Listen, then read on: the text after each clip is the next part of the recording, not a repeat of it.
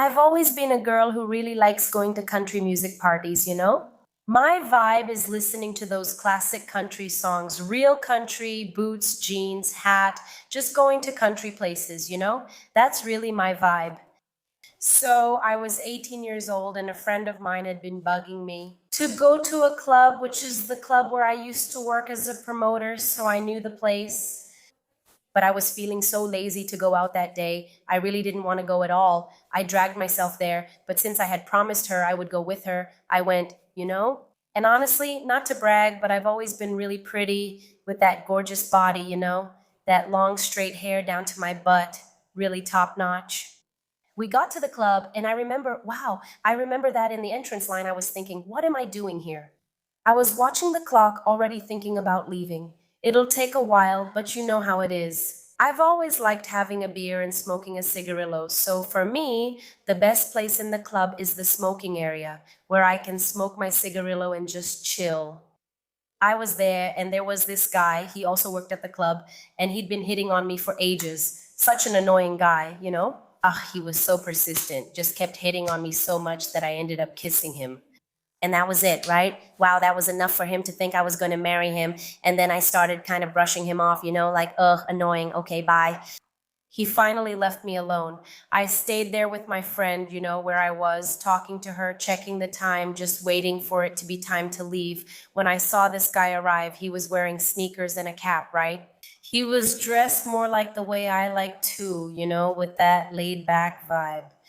He came over and asked to borrow my lighter, so I lent it to him, and then he introduced himself to me. He was there with his friend. When I saw his friend was like, wow, he was just my type. He was a great guy, and we started talking. And then, as we kept chatting, he told me he was a police officer. Right away, I was like, I got scared instantly, thinking, police officers have a bad reputation and aren't considered very good. But he was really fun, really nice, very handsome, and he liked the same things I did. I liked singing sertanejo too, the old school stuff.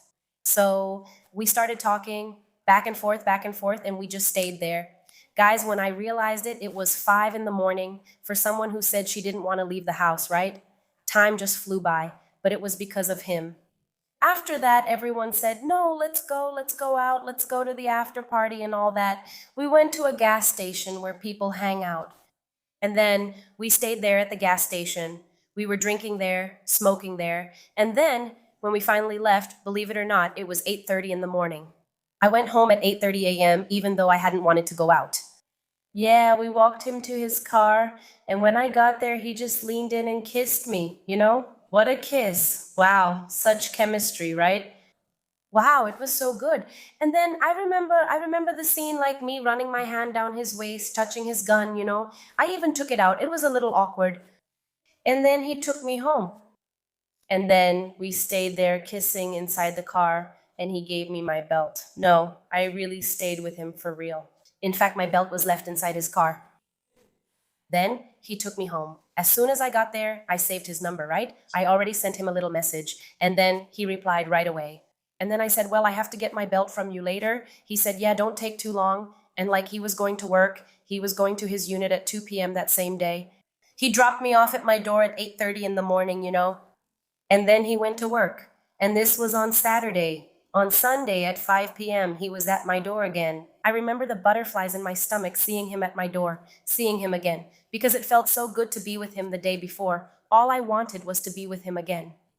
And then we saw each other, we hooked up, we kissed, and from that point on, we started having a completely shared life together. I worked at a place, and he started taking me to work pretty much every day, and he would pick me up too every day. And he would also sleep over like pretty much every day at my place too, and we started having a really active life together. And like, as incredible as it sounds, I didn't look him up on social media. Like, I didn't add him on social media or anything. But there's a detail I forgot to tell you all, and it's really important. At the club, when we met, he told me that it had only been 2 days since he broke up with his ex girlfriend. I even said, wow, 2 days? You'll probably get back together soon, and stuff like that. But since everything was so nice, I wasn't going to worry about his ex or go looking for anything. Not me. I just wanted to have fun. So we did a lot of things and all that, but then after spending so much time together, sleeping together, laughing, going out, kissing, right, na na na, I ended up falling in love. And when we fall in love, right, we want to see pictures, we want to see videos of the person. And I said, I'm going to have to add this guy on social media. I looked him up. When I looked him up and found him, there he was. The girl's name in his Instagram bio, pictures of him with the girl on Instagram. He was engaged to her. He was engaged, guys. That destroyed me.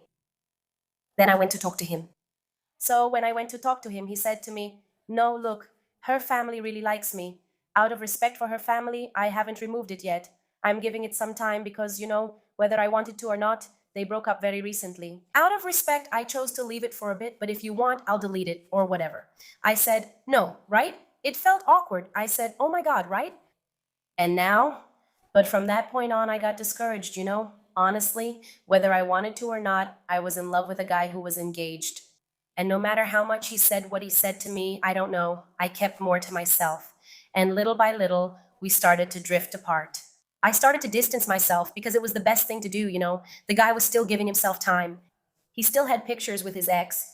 So the guy wasn't 100% available for me. And me, I was already super attached. So if we weren't on the same page, the best thing I could do was to distance myself.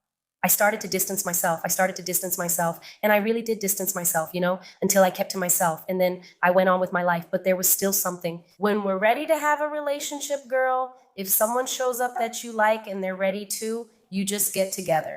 And that's basically what happened. While he was there going through his own process, I met someone else. I started seeing her. And right away, we started dating. An amazing guy who treated me really well, who was super loving, super sweet to me. And then this friend of mine went to that club we'd gone to where I met the police officer, and she said she ran into him there, and then she sent me a picture with him. Later, she told me that he had said I am one of the most amazing people he has ever met, and that it was good that I moved on, that I deserved to be happy, but that he really enjoyed meeting me. And of course, that got to me, but he's the guy over there. Until one day we were at a party, right? At another party, those darn parties.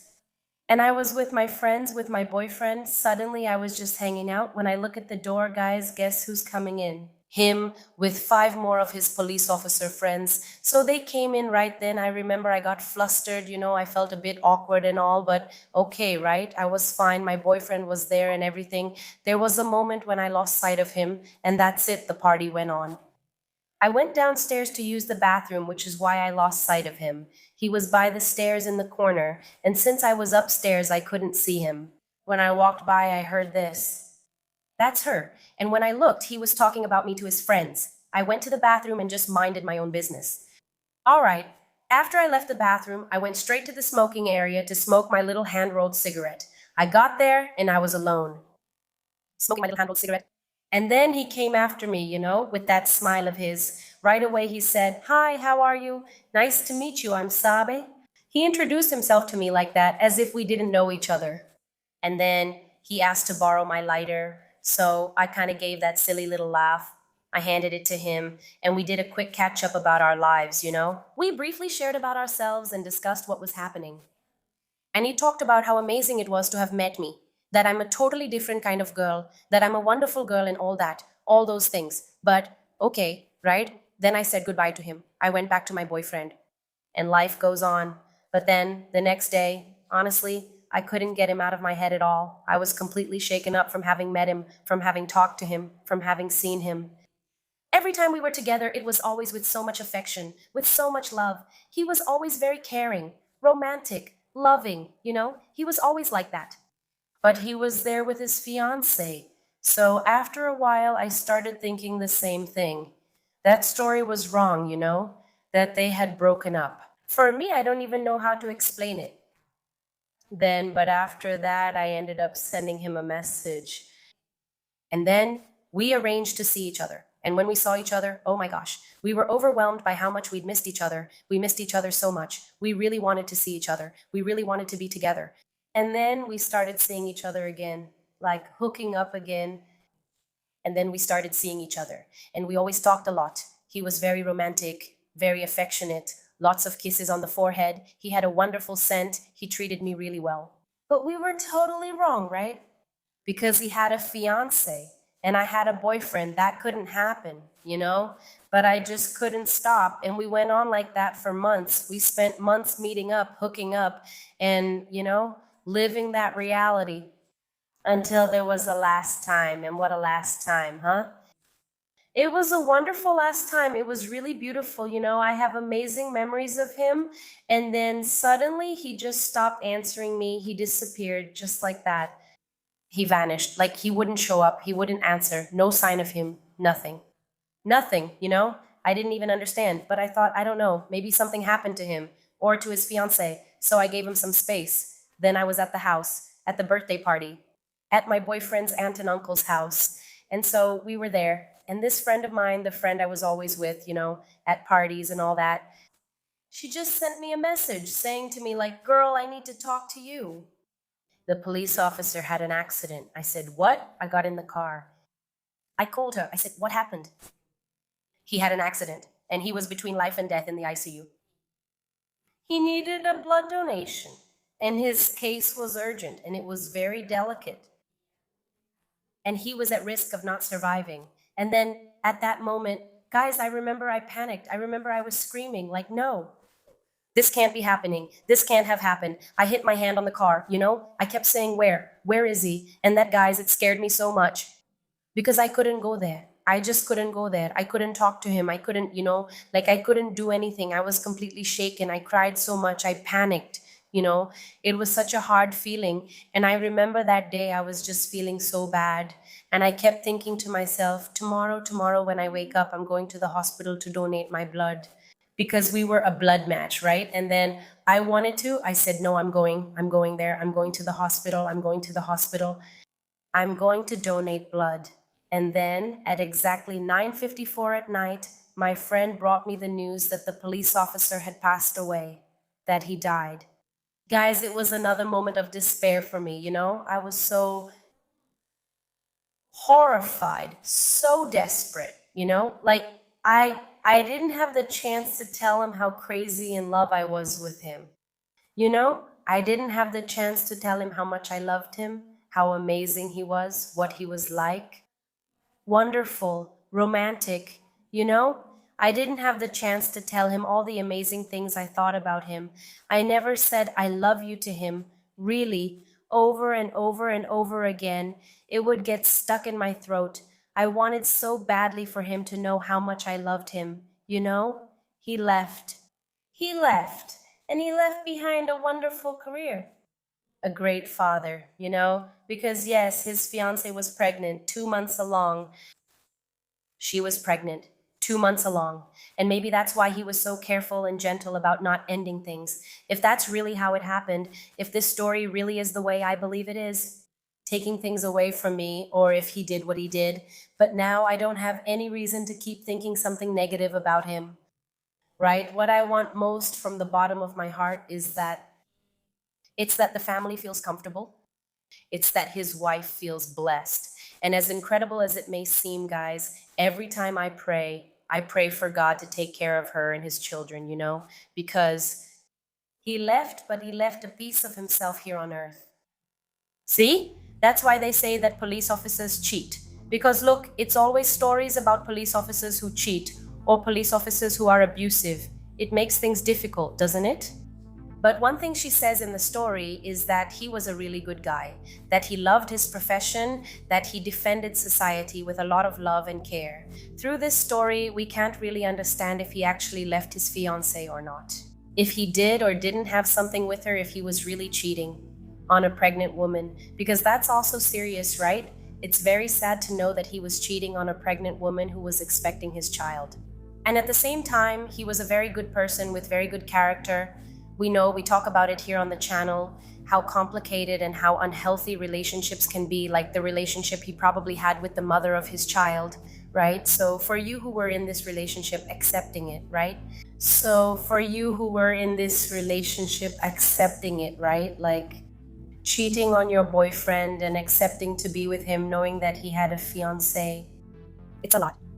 It's painful. Really, it is. I tell the story, but in the end, I bring up the point that it's not pretty and it's not classy. I'm not here to judge, but I'm saying that every story has its side. I brought yours, your side of the story. It's a side that you'll keep in your heart forever. She says that he was a guy who loved his profession, who defended society and cared about social causes. Magnificent. He was very intelligent. That's very important, right? For us to have police officers who really do their job with love and care. But we can't ignore the fact that this woman who was left with the child, she was the one who was most hurt, right? In the whole story, she's not mentioned. Her story, her side isn't mentioned.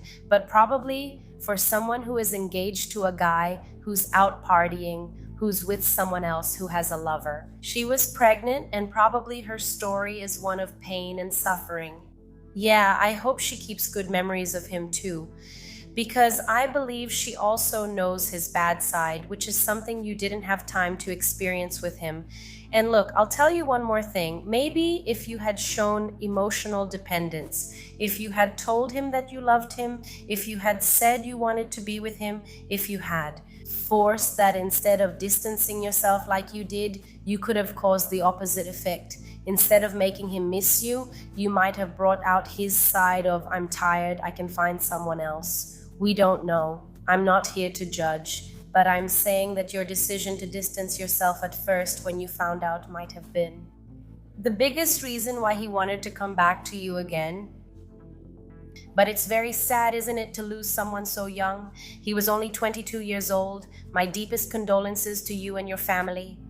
But I want to leave a very important message. If you, as a woman, are getting involved with a man who just recently got out of a relationship, who still lives in the house with his ex's things, who still has his ex's parents around, who is always at his ex's house, that's a relationship you really need to think about, you know? It's a relationship you need to understand because as a woman, that you need to understand because many times you won't really have your place in that relationship, You won't have your place as a woman, Always. It will always be like that. It feels like you're losing your place to someone else. At any moment, it could be that the other person is more important than you, that the other person is more important than you, that you are replaceable. You are disposable. Not that the other woman isn't, right? Replaceable. Otherwise, the guy wouldn't be cheating. But if he still has some bond, some very strong connection with the past, the best thing we women can do to protect ourselves is not to get involved. Yeah, if you've also gotten involved with a married guy and he lied to you and you found out, send me your story at historiascanaldepaula.com. Like, comment, share, and subscribe to the channel. Kisses!